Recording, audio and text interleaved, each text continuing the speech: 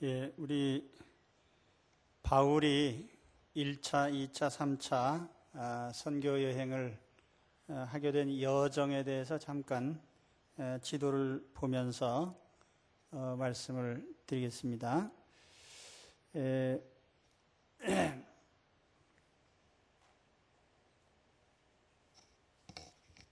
바울이 선교를 시작한 바울을 파송한 안디옥이라고 하는 도시가 바로 보입니까? 포인트로. 예, 이 안디옥은 지금의 시리아라고 하는 시리아 땅에 있는 그런 곳입니다. 그리고 이 안디옥에서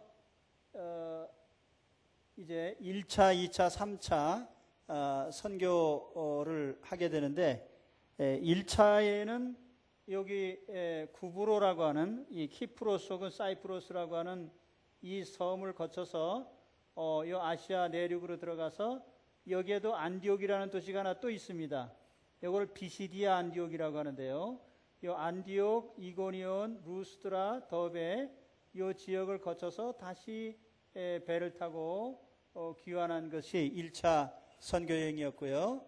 이제 2차 여행은 다시 안디옥에서 출발을 해서 육로를 통해서 이렇게 1차에 전도를 했던 더베나 루스드라, 이고니온, 안디옥을 거쳐서 이제 아시아 쪽으로 이 아시아 전도를 하기로 했는데 성령께서 허락지 않으셔서 이제 이쪽으로 가다 보면 드로아라는 곳이 있습니다.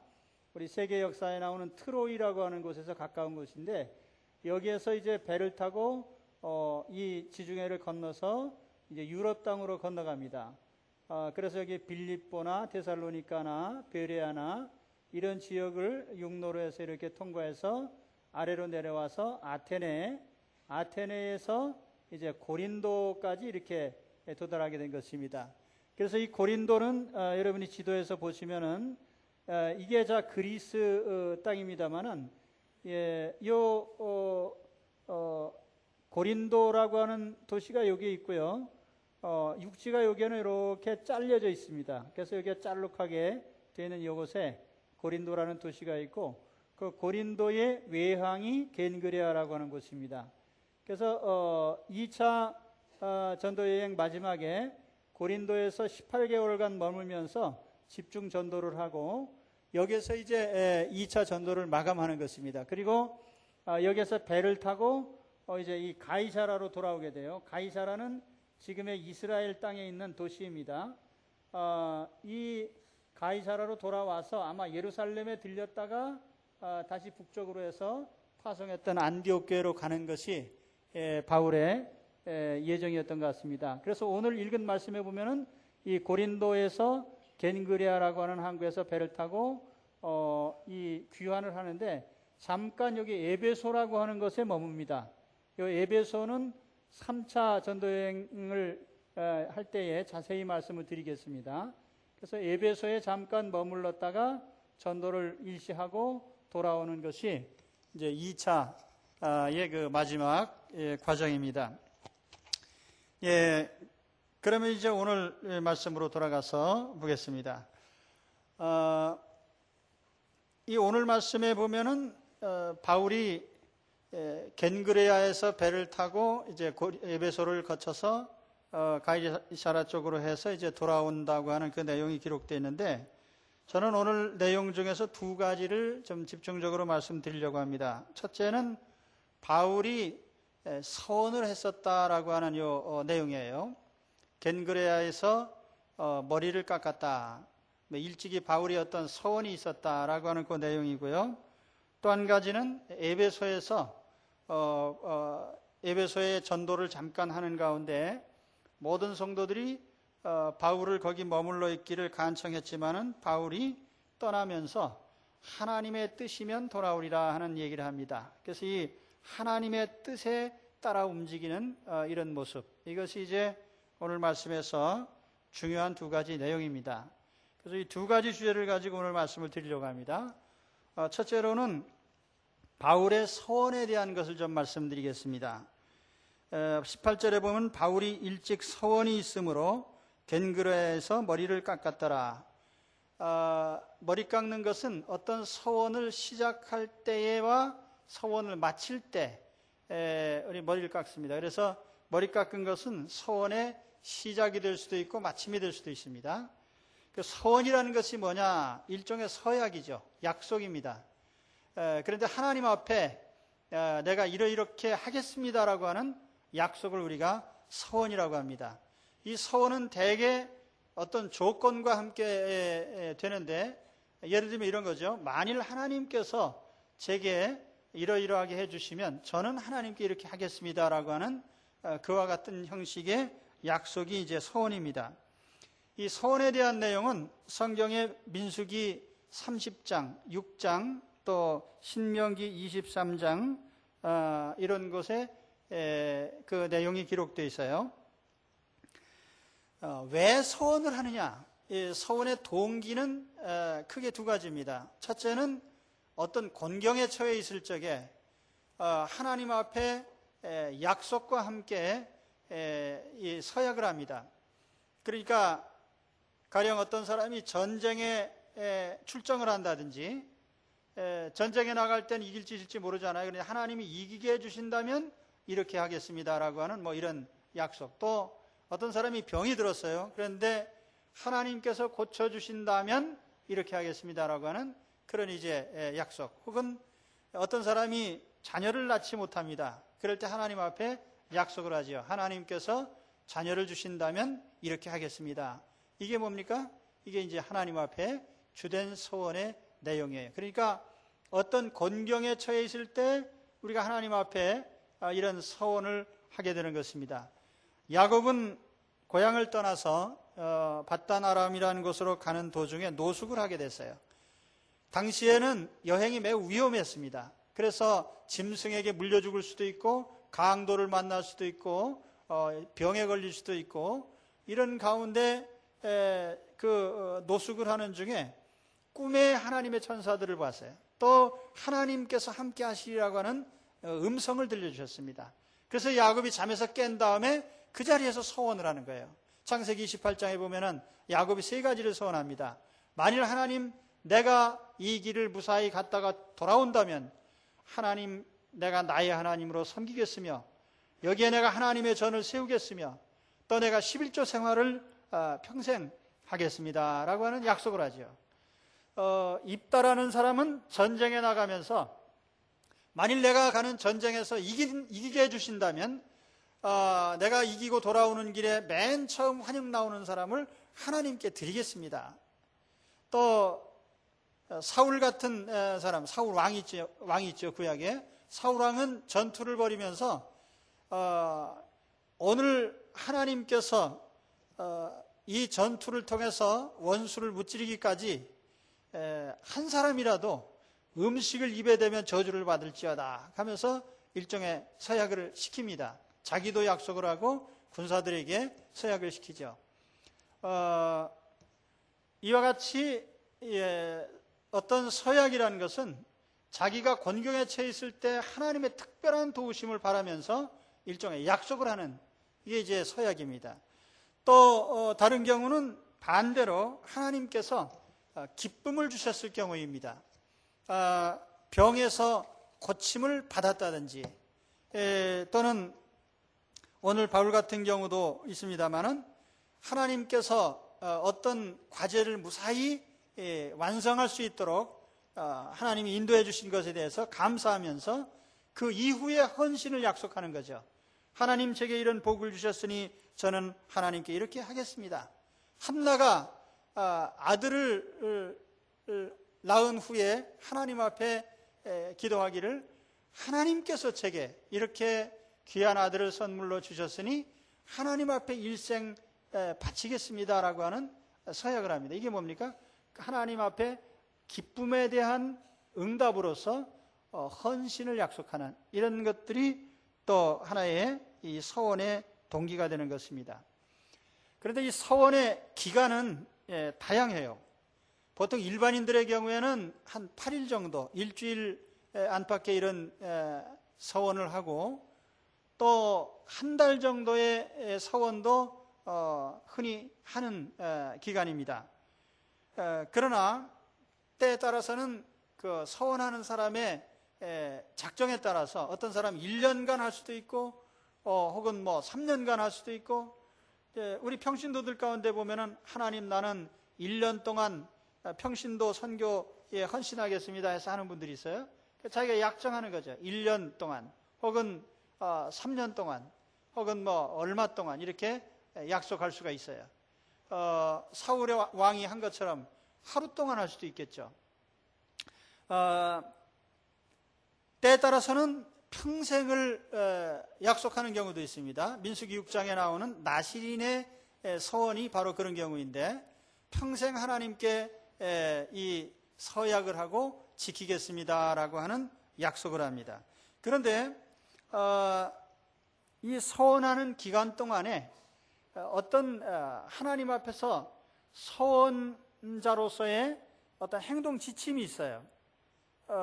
그래서 서원 기간 동안에 이제 이것을 지켜야 되는데, 이 서원이라는 말이 민수기 30장에 보면은 자세히 설명이 되어 있는데, 거기 보면 몇 가지 단어들이 나타납니다. 서원, 제어, 혹은 뭐 우리말로 하면 서약이라고도 할 수가 있는데요. 이 히브리 말로는 두 단어가 사용되고 있습니다. 네데르라는 단어를 쓸 때는 서원이라고 번역하고, 영어로는 vow라고 번역을 합니다. 그리고 또 하나는 이사르라는 히브리 단어인데, 이것은 우리말로는 제어라고 번역을 하고, 영어로 할 때는 swear, 또 혹은 oath라는 말이 있습니다. 어떤 맹세죠. 그런데 여기에 공통적으로 따르는 게 뭐냐면은 자기 통제입니다. 하나님 앞에서 내가 이러이러한 것을 하지 않겠습니다. 그 하나의 약속인데요. 예를 들면 이런 것들입니다. 나는 하나님 앞에 평생토록 술을 먹지 않겠습니다. 또 하나님, 나는 평생토록 시체를 만지지 않겠습니다. 부정한 것을 만지지 않는다는 얘기입니다. 그래서 나실인의 경우에, 또는 어떤 경우에는 서원한 기간 동안에 그 유대인인 경우에는 이방인을 만나지 않는다든지, 이런 그 어떤 약속이 있습니다. 또 서원하는 기간 동안에는 머리를 깎지 않습니다. 또 수염을 깎지 않습니다. 이것도 이제 일종의 하나의 하나님 앞에서의 서원의 자기 제어의 의미입니다. 왜 수염을 깎지 않고 머리털을 깎지 않고 그대로 지내느냐? 말하자면 이게 자기를 제어하는 그런 모습이에요. 영어 성경에 보면은 이 bind his soul, 그의 마음을 묶는 거죠. 제어하는, 혹은 또 bind himself, 자신을 통제하는 그런 한 삶의 모습인 것입니다. 그래서 성경에 보면은 레갑족이라고 하는 특별한 족속들이 나타나는데, 이 레갑족들은 어떤 약속을 하냐면, 물론 그건 강제적인 건 아니에요. 그런데 스스로가 하나님 앞에 자기 자신을 이렇게 제어하겠다고 약속을 하는 거예요. 그 약속 가운데 보면은 레갑 족속은 평생 우리 집안은 포도주를 안 마시겠습니다. 그래서 약속을 했어요. 그리고 안 마시겠다고 약속한 것까지는 좋은데, 포도 재배도 안 하겠습니다. 포도원에 쓰는 집도 안 짓겠습니다. 포도원 땅도 가지지 않겠습니다. 그러니까 포도와 관련된 건 일체 안 하겠다는 거예요. 아마 그 할아버지가 포도주 잡수시다가 뭐 일 내신 것 같습니다. 그래서 온 집안이 서원을 한 거예요. 우리 집안은 대대로 하여튼 와인과는 상관없는 삶을 살겠습니다. 이렇게 이제 약속을 한 거죠. 이게 뭐냐면 하나의 서원이라고 하는 것입니다.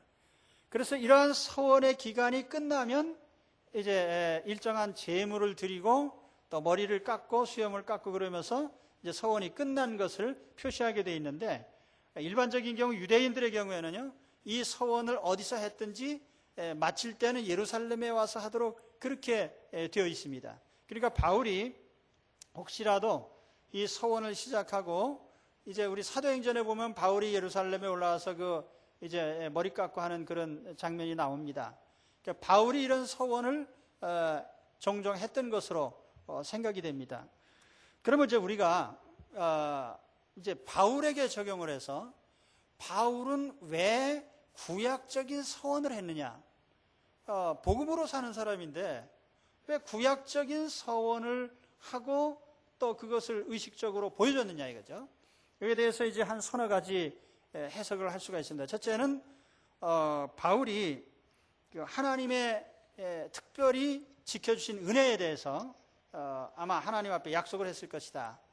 저는 고린도에 도착했을 때 복음을 전하니까 법정으로 끌고 가서 고소를 했잖아요. 그래 바울이 고발을 당하기도 하고 그랬는데 그 고린도에 많은 전도의 대상자들이 있어요. 하나님이 불러낼 무리들이 있는데 이 전도를 방해하는 사람들은 계속 작용을 하는 겁니다. 그러니까 바울이 약속하기를 하나님 만일 이 고린도에서 무사히 전도를 마치게 해주신다면 나는 하나님 앞에 이렇게 하겠습니다라고 하는 어떤 그런 약속을 한 것으로 추측을 할 수가 있습니다. 그리고 또 한 가지는 유대인을 향한 일종의 시위라 이거죠. 유대인들은 바울에게 항상 시비를 걸기를 너는 왜 율법을 무시하느냐 이렇게 이제 도전을 해왔기 때문에 바울이 율법을 무시한 사람이 아니라는 것을 의식적으로도 보여주기 위해서 이와 같이 서원을 하고 또 서원을 마치는 이런 것을 유대인들에게 보여줬다는 것입니다. 그리고 또 한 가지 가능한 것은 바울이 향후에 더 큰 도전을 예상하고 더 큰 박해라든지 반대에 직면할 것을 예상을 하고 앞으로 다가오는 그런 시련과 이런 것들을 하나님께서 감당케 해주신다면 하나님 앞에 이렇게 헌신하겠다고 하는 이런 약속을 한 것으로 우리가 추측할 수가 있습니다. 자, 그러면 이제 오늘 우리에게 적용을 했을 때, 자, 우리에게 이런 서원이 필요한가? 예수님께서 도무지 맹세하지 말라는 말씀을 하셨는데, 그 말씀은 유대인들에게 아주 쓸데없는 맹세들이 있잖아요. 그걸 하기 때문에 이제 우리 주님이 책망을 한 것이죠. 그러나 우리 앞에, 하나님 앞에 정당한 서약은 우리가 해야 됩니다. 오늘 우리가 쓸데없는 서약들 많이 하잖아요. 우리 한국 사람들이 제일 많이 쓰는 서약이 뭡니까? 내가 만일 이거를 안 하면은 내 손에 장을 지져라. 뭐 이런 소리들을 가끔 합니다. 근데 왜 남의 손에다 장을 지집니까? 그런 쓸데없는 소리를 할 필요가 없는 것이고 그런 맹세는 아무 효과도 없고 의미도 없는 거예요. 그러나 하나님 앞에서 내가 이렇게 하겠다고 하는 약속은 우리가 당연히 해야 되는 겁니다. 이게 우리가 정당한 서원이에요. 우리 직분을 맡은 사람들 있잖아요. 성직을 맡는 사람, 목사가 임직을 받을 때에는 하나님 앞에 서약을 합니다. 우리 여기 계신 장로님, 권사님, 집사님들 다 임직 받을 때 하나님 앞에서 서약을 하셨습니다. 나는 이렇게 하겠습니다라는 약속하셨죠. 기억이 나십니까? 무슨 약속을 하셨는지 지금 기억하고 계세요? 하나님 앞에 서약한 거예요. 약속한 것입니다. 직분을 감당하는 자로서. 그러나 우리 일반 성도들도요, 최소한 우리가 신앙에 대한 결심과 어떤 서약을 하나님 앞에서 당연히 해야 되는 겁니다. 예를 들면 우리가 주일을 성수하고 예배 생활을 신실하게 하나님께 드리겠습니다. 당연히 이거 약속해야죠. 세례 받을 때 우리 세례 서약하지 않습니까? 그게 뭡니까? 하나님 앞에서 내가 하나님의 자녀로서의 이런 삶을 살겠다고 하는 약속을 하는 거예요. 자, 여러분 하나님 앞에서 주일 성수 하시겠습니까? 예배 생활 성실히 하시겠습니까? 기도 생활 성실히 하시겠습니까? 하나님 앞에 서약이에요.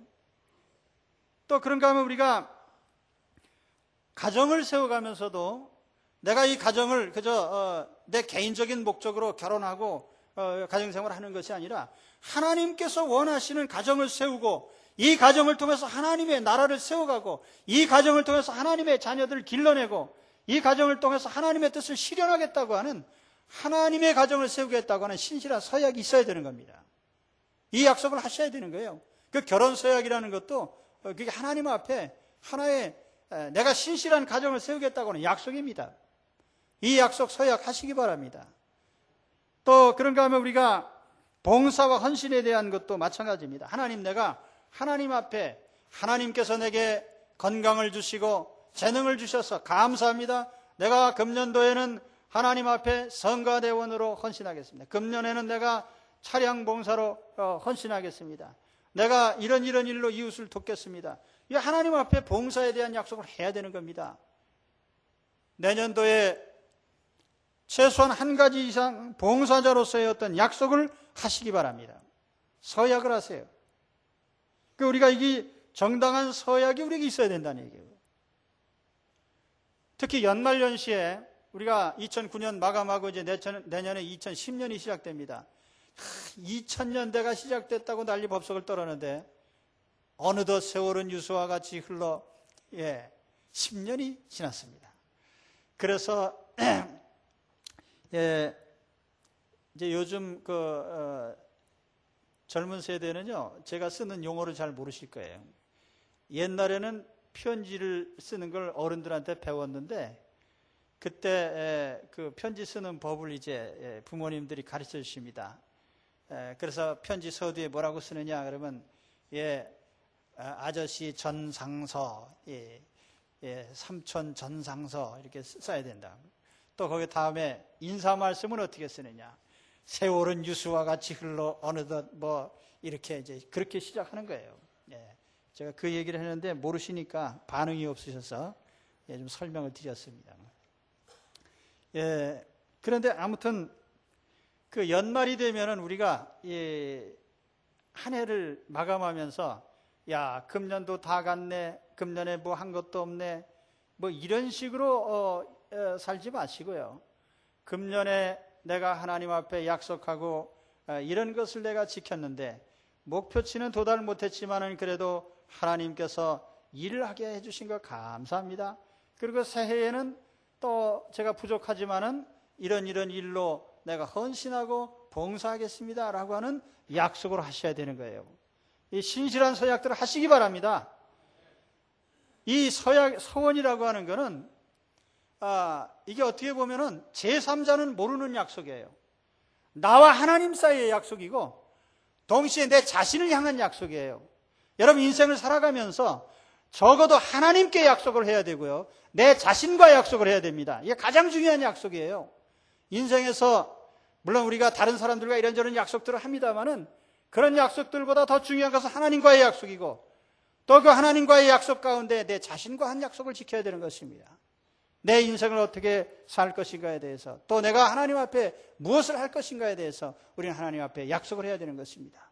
그래서 오늘 하나님 앞에 바울과 같이 서약을 하시기를 축원합니다. 그럼 오늘 머리 깎으시고 시작하신 후에 이제 기간이 끝난 다음에 머리를 다시 깎으시기 바랍니다.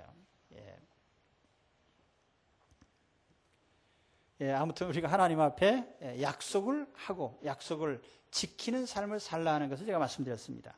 그 다음에 두 번째로 바울은 에베소에 잠깐 체류를 하게 되는데 아마 당시에는 배가 항해를 하게 되면은 중요한 거점에 머물러서 이제 식량이나 또는 물자를 보급을 받고 또 항해를 해요. 그러니까 아마 에베소라고 하는 그곳에 바울이 머무는 동안에 이제 잠깐 배가 이제 보급을 하고 또 출발했을 것 같습니다. 그런데 그 기간 동안 바울은 에베소에 머물면서 전도를 했습니다. 그랬더니 뜻밖에도 에베소의 많은 사람들이 복음을 받아들이고 환영하고 바울에게 여기 머물러 달라고 요청을 합니다. 그러면 당연히 머물러야 될 거 아니에요. 왜냐하면 바울이 어느 도시에 가서 전도할 때 어떤 때는 돌로 치고 군중들이 와서 방해를 하고 그래도 그걸 이기면서 복음을 전도했는데 하물며 여기에 머물면서 전도해 달라고 하는데 당연히 머무는 것이 옳은 것 같은데 바울은 그렇게 생각지 않고 오늘 19절에서 21절 말씀에 보면은 만일 하나님의 뜻이면 너희에게 돌아오리라 그러면서 총총히 에베소를 떠납니다. 그래서 여기 아주 중요한 바울의 삶의 철학을 볼 수가 있는데 그게 뭐냐면 하나님의 뜻이면이라는 말입니다. 하나님의 뜻이면. 자, 따라합시다. 만일 하나님의 뜻이면 너희에게 돌아오리라. 사람이 어디에 머물고 돌아오고 만나고 하는 것을 인간의 판단으로 하지 않고 하나님의 뜻대로 하라는 말이에요. 하나님의 뜻대로. 이게 하나님의 뜻이냐? 예.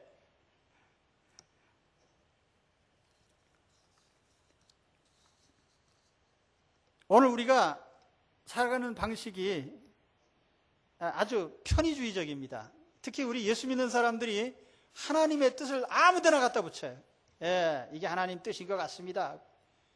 그거 왜 그렇습니까? 아, 이게 내게 유리하게 돌아갑니다. 하여튼 내게 유리하게 돌아가면 다 하나님 뜻이래, 그게. 그리고 어떤 사람들이 그러지 않습니까? 주여, 아, 요즘 돈이 잘 벌리는 것 같습니다. 하나님 뜻인 것 같습니다. 아, 요즘 보니까 일이 잘 풀립니다. 이게 다 하나님 뜻인 것 같습니다. 내가 원하는 대로 다 됩니다. 하나님의 뜻인 줄로 믿습니다. 그렇습니까? 내 생각대로 된다고 해서 다 하나님의 뜻은 아닙니다. 때로는 내 생각대로 안 되는 것이 하나님의 뜻일 수 있습니다. 모든 사람이 환영한다고 해서 그게 하나님의 뜻은 아니에요. 물론 에베소는 굉장히 중요한 곳이기 때문에 3차 전도여행 때 보면 거기 2년 3개월 이상을 머물면서 거점 전도를 합니다. 굉장히 중요한 장소이고 그 아시아 전도에 대한 비전을 바울이 갖고 있기는 합니다. 그러나 시기적으로 하나님이 원하는 때가 아니란 말이에요. 타이밍이라고 하는 것도 하나님이 정해주신단 말이에요. 그러니까 우리 인생에 있어서 모든 일을 할 때 우리는 좋은 일이라고 해서 아무 때나 막 하라는 말이 아니라 하나님의 뜻을 따라서 하나님이 정해주신 그 시간에 해야 되는 겁니다. 우리가 헌신하는 것도 때가 있는 거예요. 하나님께서 야, 너 지금 헌신해라 할 때 그때 하는 것이 우리가 하나님 앞에 순종하고 영광 돌리는 것이지, 하나님 조금 이따 하겠습니다 그래가지고 뭐 나중에 종친 다음에 해봐야 소용도 없어요. 그때는 접수 마감이에요. 그러니까 우리가 주의 일도 항상 하나님이 원하시는 그 때에 우리가 헌신해야 되는 것입니다.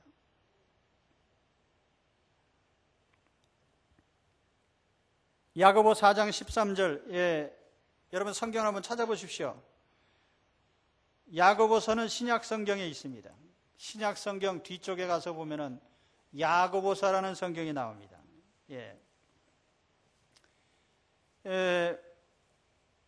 이 야고보서의 4장 13절, 13절에서 16절까지 제가 읽을 때 여러분 같이 한번 읽겠습니다. 들으라, 너희 중에 말하기를 오늘이나 내일이나 우리가 아무 도시에 가서 거기서 1년을 유하며 장사하여 일을 벌이라 하는 자들아, 내일 일을 너희가 알지 못하는도다. 너희의 생명이 무엇이뇨? 너희는 잠깐 보이다가 없어지는 안개니라. 너희가 도리어 말하기를 주의 뜻이면 우리가 살기도 하고 이것저것을 하리라 할 것이거늘 이제 너희가 허탄한 자랑을 자랑하니 이러한 자랑은 다 악한 것이라. 아멘. 자, 여기 따라합시다. 주의 뜻이면 우리가 살기도 하고 이것저것을 하리라. 이게 주의 뜻이라면 이라고 하는, 이게 우리 모든 우리가 무슨 일을 하고 안 하고를 결정하는 가장 중요한 원인이 되는 겁니다. 이게 하나님 뜻이면 내가 아무리 원해도 하나님 뜻이 아니면 할 수 없는 것이고, 내가 아무리 원치 않아도 하나님의 뜻이면 해야 되는 것입니다. 그래서 하나님의 뜻은 우리 삶의 가장 중요한 지표가 되는 거예요. 하나님의 뜻에 따라서 우리 삶이 결정되어져야 됩니다. 이것이 그리스도인의 삶이에요. 우리가 오고 가고, 우리가 머물고, 때로는 우리가 만나고, 때로는 어떤 행동을 계획을 세우고, 어떤 일을 집행하고, 어떤 일을 마감하고, 모든 일에 있어서요, 이게 하나님 뜻이냐라고 하는 것이 우리의 모든 사안의 결정적인 요인이 되는 것입니다. 안 믿는 사람들이야 자기 마음에 내키는 대로 하든 말든 뭐 상관없습니다. 그러나 하나님의 자녀라면은 당연히 하나님의 뜻이 가장 우선적인 고려사항이 되는 것입니다. 그럼 여러분, 매사에 하나님의 뜻을 찾습니까? 그럼 하나님의 뜻을 어떻게 찾습니까? 늘 말씀드리지만 우리 성도들이 하나님의 뜻을 아는 세 가지 경로에 대해서 늘 말씀을 드리죠. 첫째는 하나님 앞에 기도하는 것입니다. 내가 살아가는 일과를 하나님께 아뢰고요, 아침 저녁으로 하나님께 삶에 대해서 보고를 드리고, 또 그런가 하면은 일을 시작하기 전에 일을 진행하면서 일을 마치면서 우리는 항상 하나님께 자신의 삶을 알려드려야 됩니다. 이 하나님께 알리는 것이 우리의 기도입니다. 우리가 기도하다 보면은 하나님의 뜻을 하나님으로부터 어떤 경로를 통해서 전해 듣게 되죠. 기도 생활 중에 우리는 하나님 뜻을 하게 됩니다. 두 번째로는 하나님 말씀에 대한 묵상입니다. 하나님이 뭐라고 말씀하시는가? 매일같이 하나님 말씀 앞에 자신을 드러내놓고 하나님의 말씀을 받게 되면은 하나님께서 원하시는 바가 무엇인지를 우리 마음에 알게 되는 것입니다. 그래서 하나님의 말씀 없이 하나님의 뜻을 알 수는 없는 거예요.